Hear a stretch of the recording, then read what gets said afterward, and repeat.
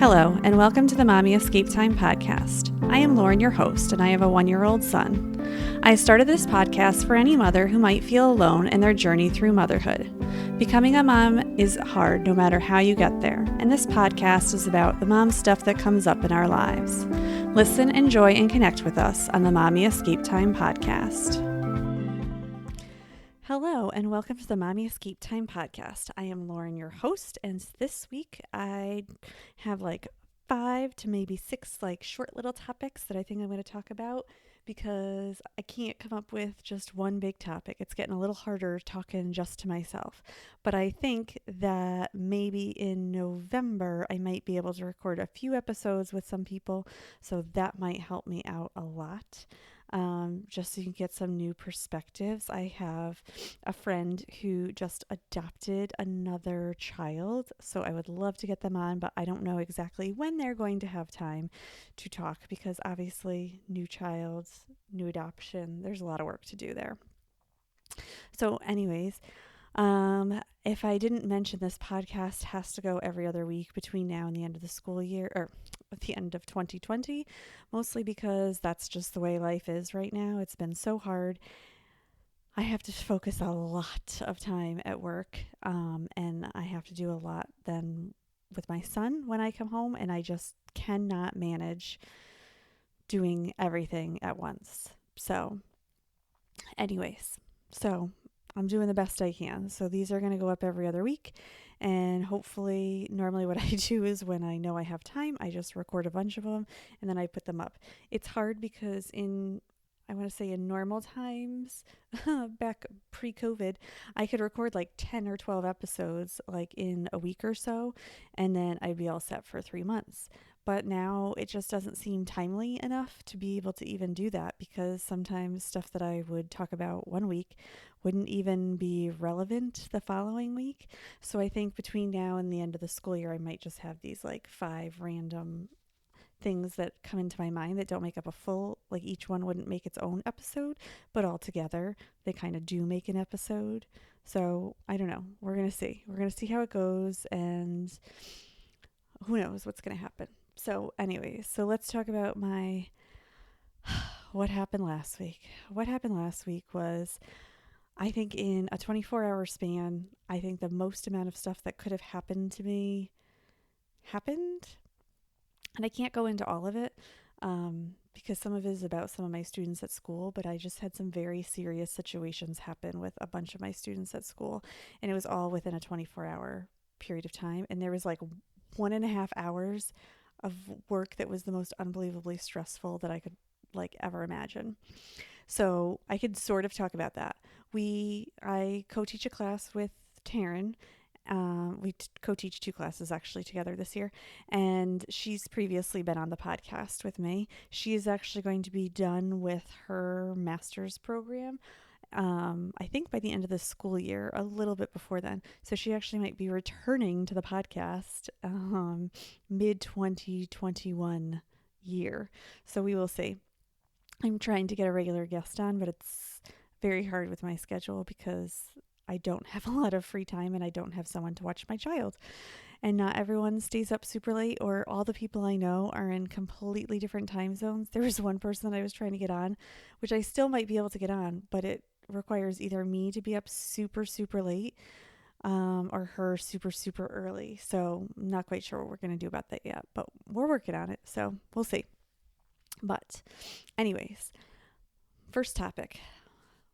What was the hour and a half at school like last week? So last Thursday, I went to school, and normal day, just thinking nothing of it.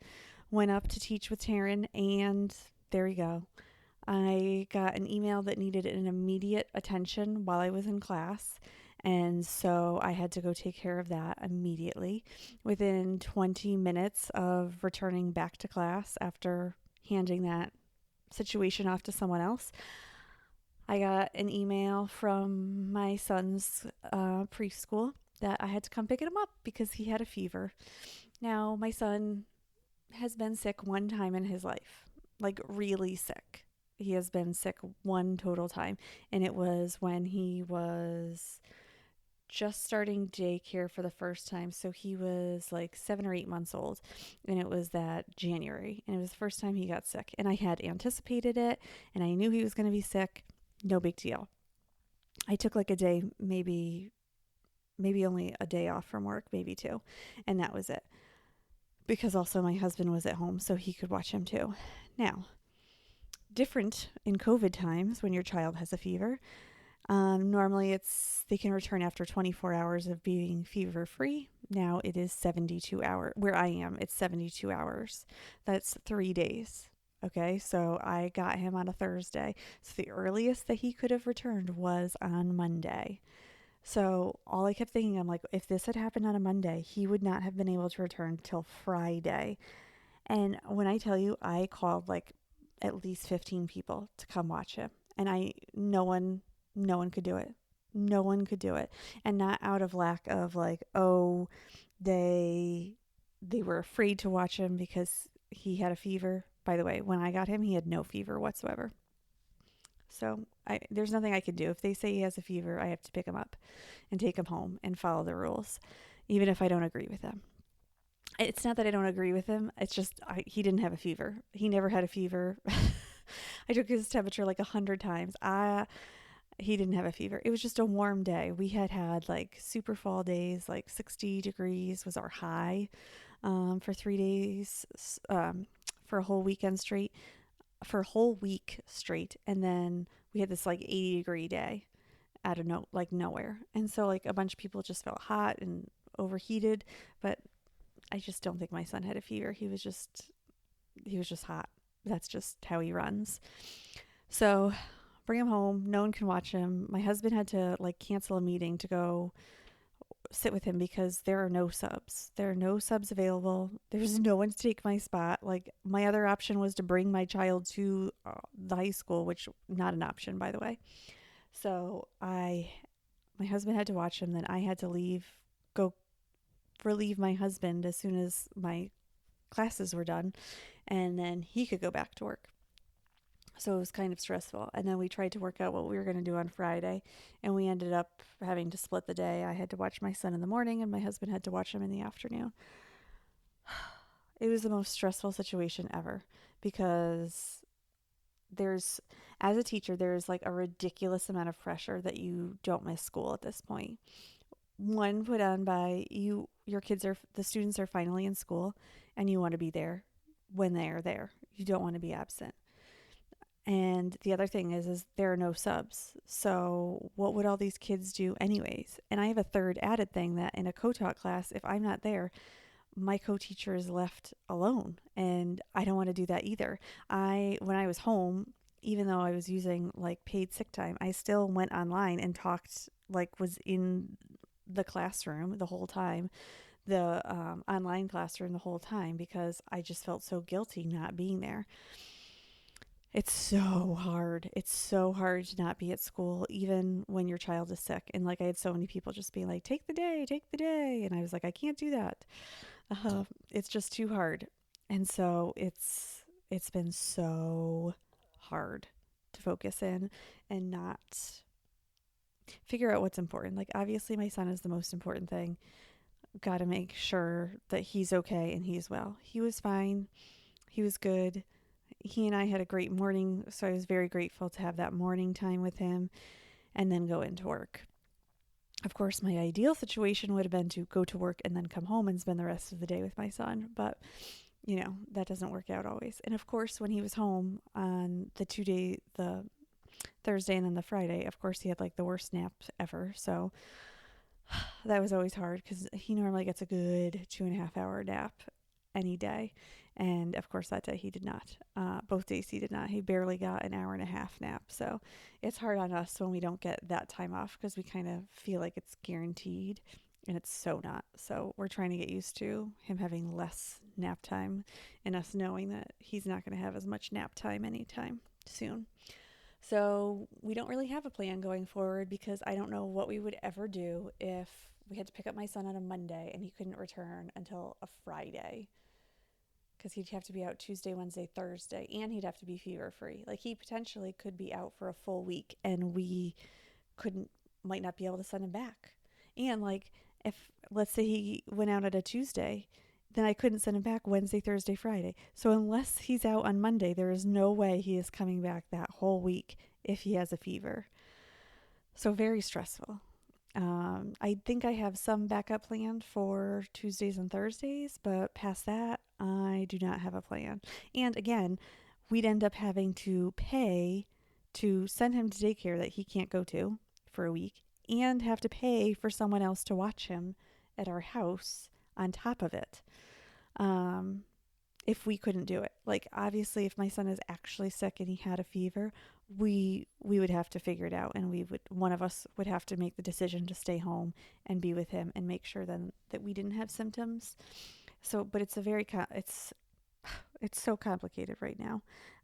So it's just like another added stress on parents. So besides trying to homeschool your kid and trying to figure out this hybrid schedule or whatever you guys are going through, you on top of it have to figure out like your backup plan. Like no one expects to use all their sick time or wants to use their sick time, but I mean, we're at the point. I mean, I already took my first day off and it was only the second full week of school. So I'm very nervous about if I have to take multiple days off at this point. So never had to do that before. So just trying to only take what I need and not do too much. All right, second thing is up is I guess this is like a two-part thing. So I think since I've been back to work, I've had like an attitude shift almost.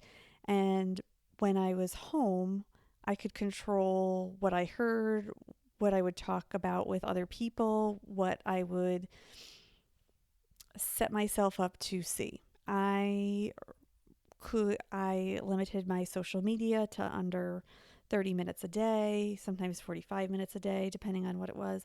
And I've really reduced the amount of people and groups that I follow based on things that they have said, done, or have happened over the past couple of months. So there are very few people that I follow or take part in. And it, going back to school has opened me up to having to talk about a lot of things and deal with a lot of things that I don't want to say ignored, but I choose not to focus my time on. And now that I'm back at school, I don't have that choice. And I find that it has made me a different person.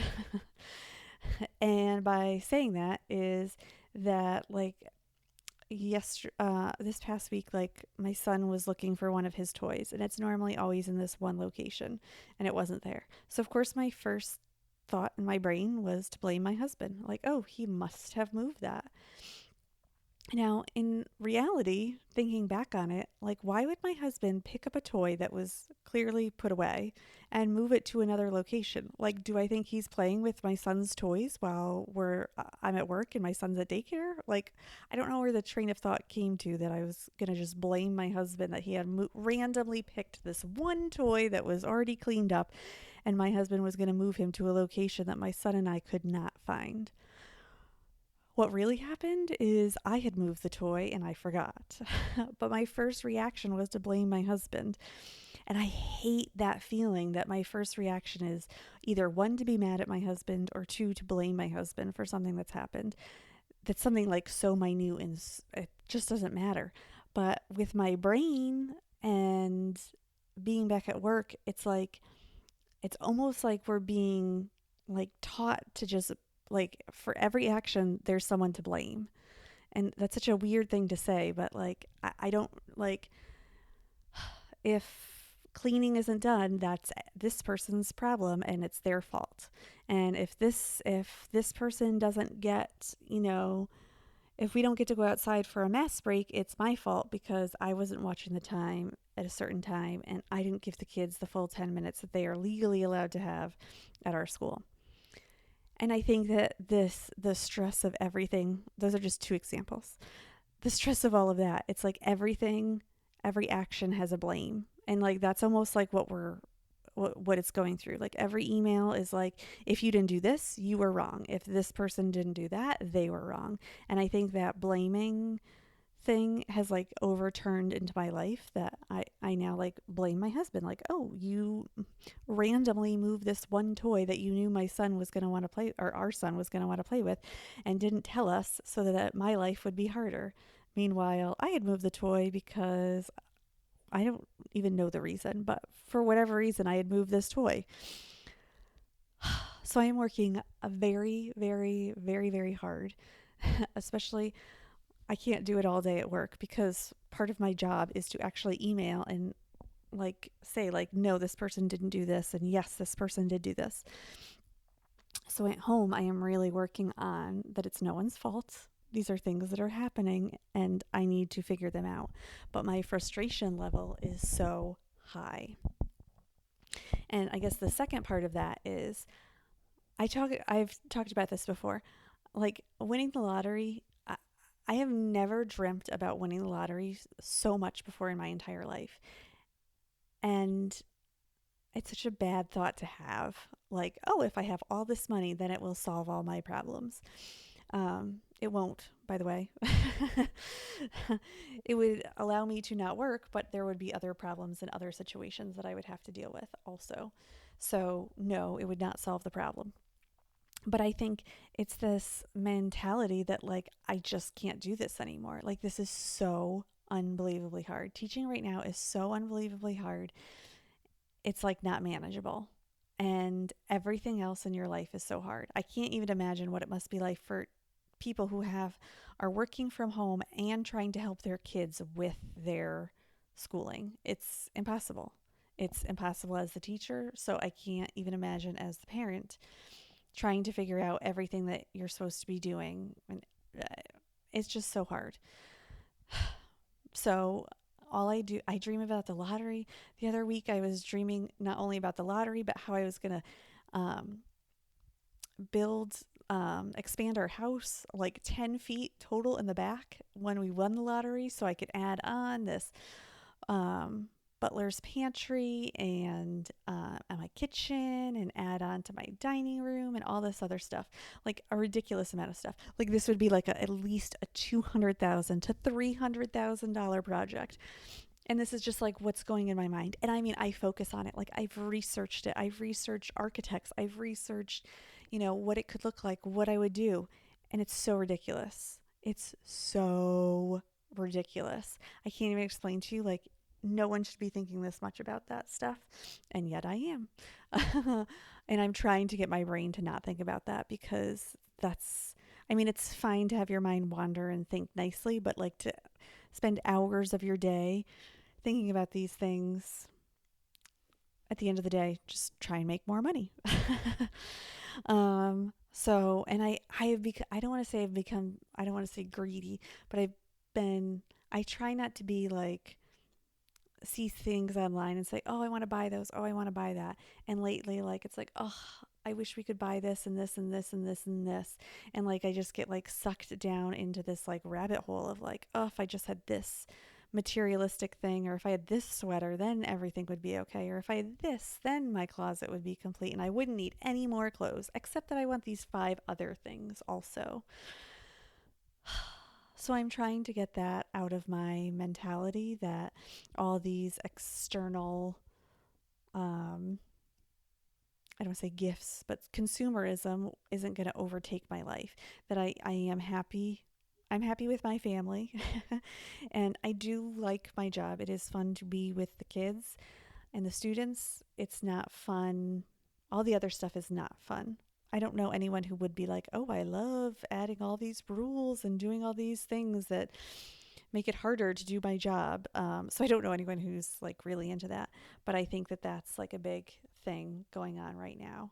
Um, just trying to figure out how to manage. It's like we all wanted the school year to start. We all want the kids in person, but the the things that make it possible to do that are getting very challenging and get in our way. So to spin off that, I am also, this is like a super short one, but the fourth thing that I was going to talk about is I'm trying to help my husband with his business. He has a small business, 401k business. I said business a lot there, didn't I? Business, business, business. He has his own business. And so I was trying to like just call people on the phone. Oh my gosh. I hate, I don't want to say it was cold calling. I was calling for a purpose and I had like even a script. I hated it. I hated calling. I hated asking for the person. I hated having to leave a voicemail message. I am very smooth in my conversation. When I do these podcasts, I can just talk and talk and talk. I can have a list. I literally have a list of 6 things. I have 8 things in my mind that I am thinking about that I could talk about, and I can just talk. When I know things that I'm going to talk about, I can go on and on and on. When I have to like follow a script, that is where I'm struggling.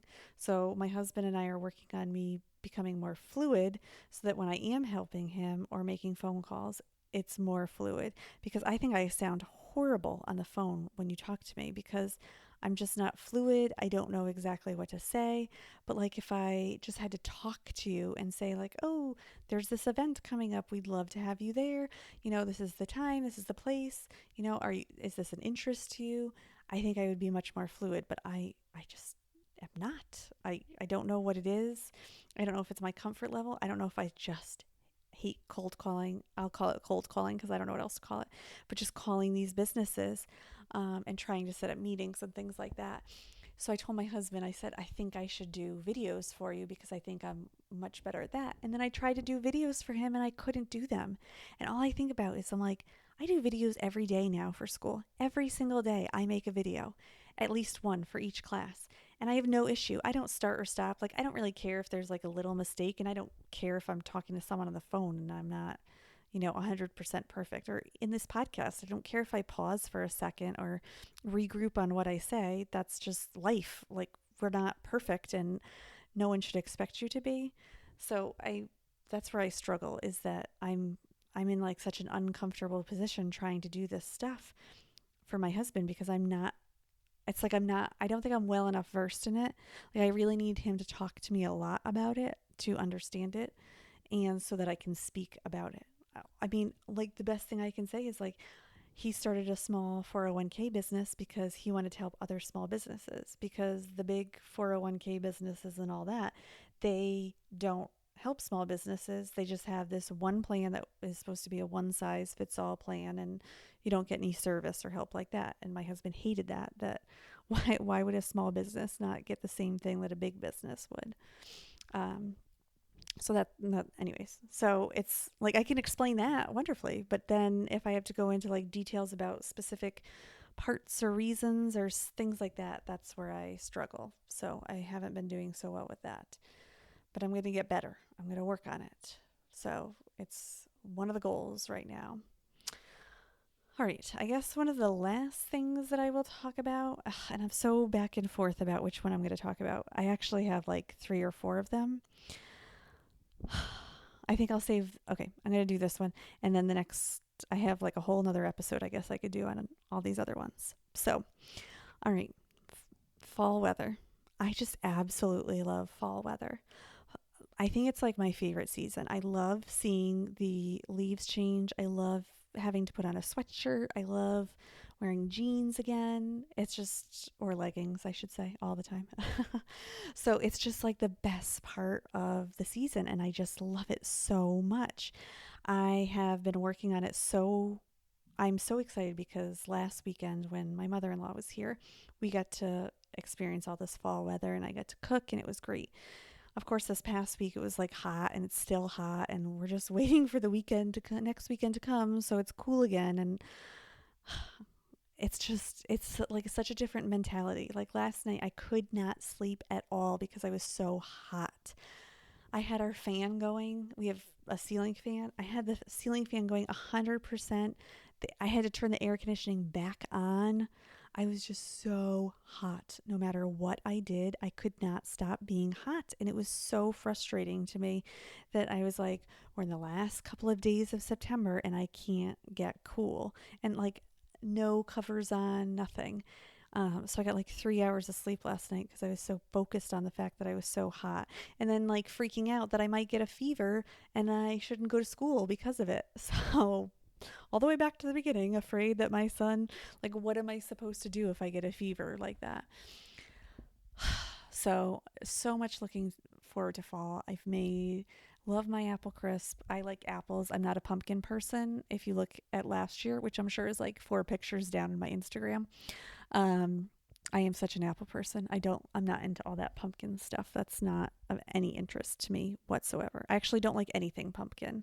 I don't like pumpkin cookies or pumpkin bread or pumpkin pie or anything like that. Like, it's just pumpkin is not one of the things that I like. So, okay, well, I fit in 5 things to talk to you guys about. I think I'm going to try this a few more times to see how it goes. And then hopefully, who knows, if I can get someone on before the end of 2020, I will. If not, it's just going to be me talking. But, anyways, I will end with my one thing that I'm enjoying about my son right now.